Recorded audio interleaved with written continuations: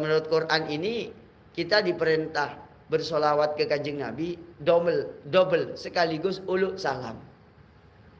Nah, dengan kita beruluk salam, Rasulullah menjawab salam kita. Sebagaimana dalam sabdanya, mamin rajulin yazuru qabra ahihi wa yusallimu summa yusallimu alaihi illa raddallahu alaihi ruhahu faraddahu. Jadi kalau kita ini beruluk salam, Rasulullah kan sudah wafat. Maka salamnya kita ini dijawab oleh Rasulullah dengan doa.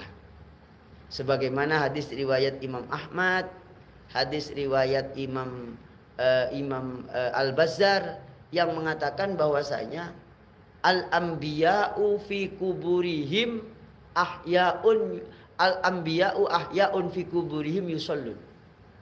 Para nabi-nabinya Allah itu di alam kuburnya itu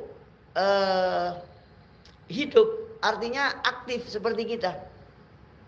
Yusallun, mereka itu berdoa terus-menerus kepada Allah. Itu para nabi.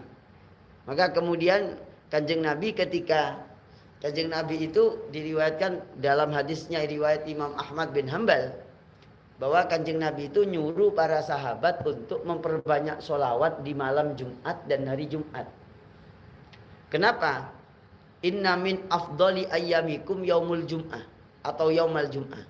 Sesungguhnya hari yang paling mulia itu adalah hari Jumat, baik malam maupun siangnya.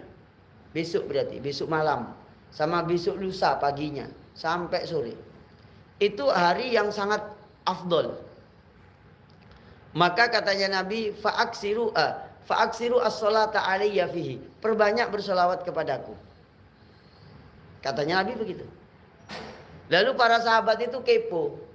Ya Rasulullah, waqad kaifa tu'radu fa inna salatakum ma'rudatun alayya. Katanya Nabi, karena solawatnya kalian itu dan uluk salamnya kalian itu oleh Allah diperlihatkan kepada saya. Begitu. Nah, ini pendekatannya bukan pendekatan rasional sudah, tapi pendekatan iman. Nggih. Katanya Nabi, perbanyak bersolawat di hari Jumat dan di malam Jumat diperbanyak bersolawat. Kenapa? Karena solawat kalian itu oleh Allah diperlihatkan kepada saya berupa rahmat berlimpah, nikmat berlimpah di alam barzakh. Gitu. Nah terus Rasulullah bagaimana ditampakkan ke panjenengan? Panjenengan kan sudah wafat. Nanti kalau sudah wafat gimana? Nah katanya Nabi, innallaha ya harrama 'alal ardi ajsadal anbiya. Jadi para nabi, para utusan termasuk saya katanya Nabi, yaitu Allah haramkan kepada bumi untuk memakan jasadnya. Maka jasadnya para nabi itu wafat tetap utuh. Dan kalau para nabi itu udah pasti banyak sekali orang-orang soleh yang jasadnya itu utuh. Nah, belajar dari keterangan inilah ketiga hal yang tidak boleh kita tinggalkan dalam kaitannya dengan zikir. Satu, zikir secara umum. Yang kedua, istighfar. Yang ketiga ini bersolawat. Ya, tiga hal ini. Apalagi kalau kita renungkan hadis Nabi. Jadi ini hadisnya riwayat Imam Ahmad bahwasanya Nabi mengatakan hayati khairun lakum, hidupku itu baik buat kalian. Terus wafatku itu juga khairun lakum. Ini hadis rijalus sahih, rawi-rawinya sahih. Ya. Kenapa? Tu'radu alayya a'malukum. Subhanallah, ini luar biasa. Ya. Karena amal-amalnya kita ini diberitahukan ke Kanjeng Nabi, diperlihatkan. Seperti kita saat ini pengajian, ngaji, sholat berjamaah, itu diperlihatkan kepada Nabi. Ini riwayat Abdullah bin Mas'ud, Nabi yang mengatakan begitu. Terus fama ra'aitu min khairin hamatullaha alaihi. Perkara-perkara amal-amal perbuatan yang kalian lakukan kok oleh Allah diperlihatkan ke saya itu baik-baik semua. Maka hamadullah, saya memuji kepada Allah. Alhamdulillah, alhamdulillah gitu. Wa ma raaitu min syarrin. Ini saking welasnya, saking rahmatnya Kanjeng Nabi, saking sayangnya kepada umatnya. Dan apa-apa yang aku lihat dari keburukan yang dilakukan oleh umatku, saya memohonkan ampunan kepada Allah. Tapi ini jangan dipahami begini. Kalau begitu saya gak berbuat baik wis. Tak buruk-buruk aja wong sudah ada Nabi yang mengampuni. Bukan. Hadis ini mengajarkan kepada kita. Nabi memang mengampuni. Tapi kalau kita tidak memintakan ampunan untuk diri kita sendiri, Allah tidak akan ampuni dosa kita. Gitu. Ini hadis menerangkan tentang sayangnya Nabi kepada kita. Maka bersyukurlah kita menjadi umatnya Nabi besar Muhammad SAW. Subhanallah. Kalau sudah Nabi memuji kebaikan kita, yang memuji ini kekasih Allah.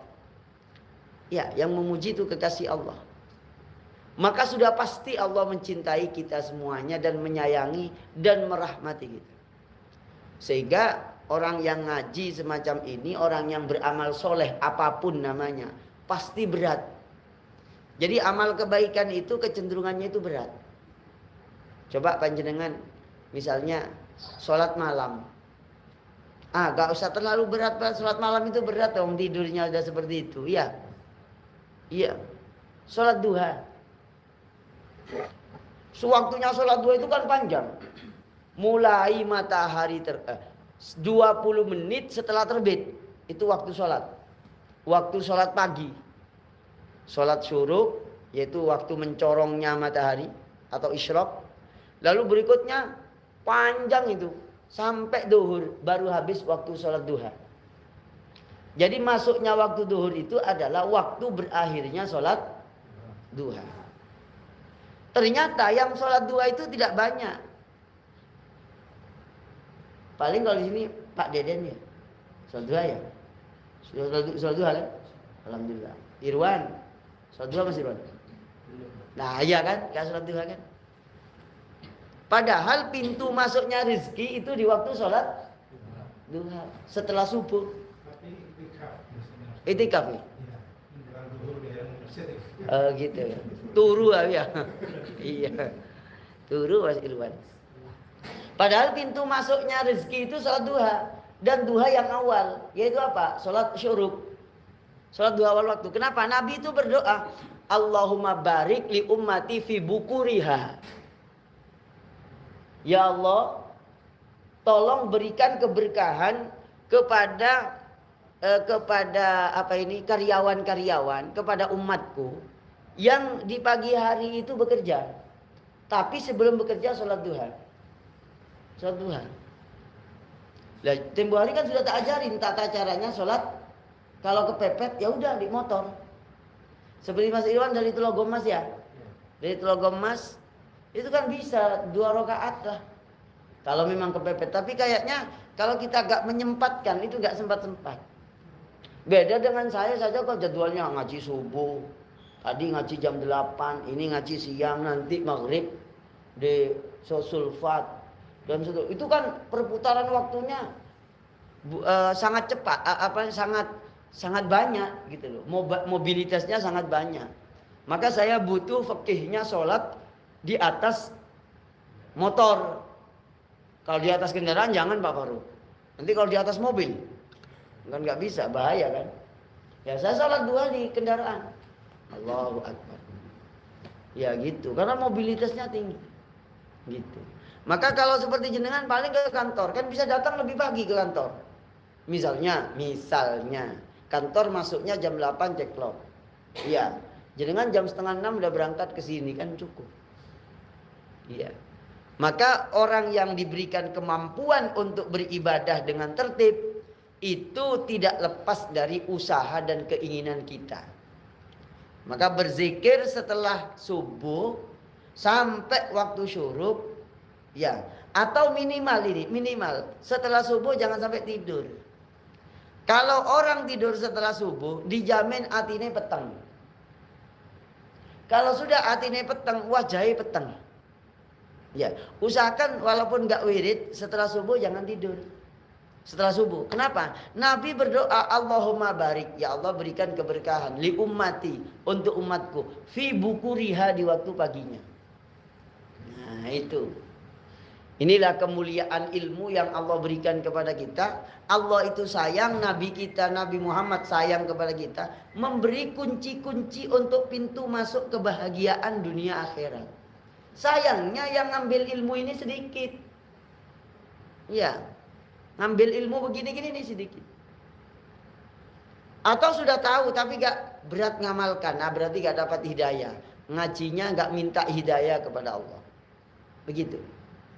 Jadi pintu masuknya zikir itu setelah pintu masuknya rezeki itu adalah zikir setelah subuh. Ustadz mau baca apa setelah subuh? Panjenengan buka di Google.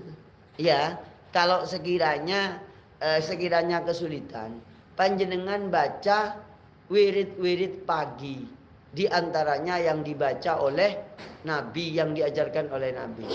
Ini wirid pagi nih, top artinya ini. Ya, Bismillahirrahmanirrahim. Asbahna wa asbahal mulku lillah. Kami masuk waktu pagi. Wa asbahal mulku lillah. Dan telah masuk pagi kerajaan-kerajaan Allah. Kekuasaan-kekuasaan Allah itu diberikan di waktu pagi dan di waktu sore. Jadi awal dan ujung di siangnya. Lalu masuk waktu maghrib. Walhamdulillah la ilaha illallah wahdahu la syarikalah. Allahumma Rabbana atau Rabbi as'aluka khaira hadzal yaum wa khaira ma ba'dahu. Ya Allah, aku memohon kebaikannya pagi ini dan kebaikan yang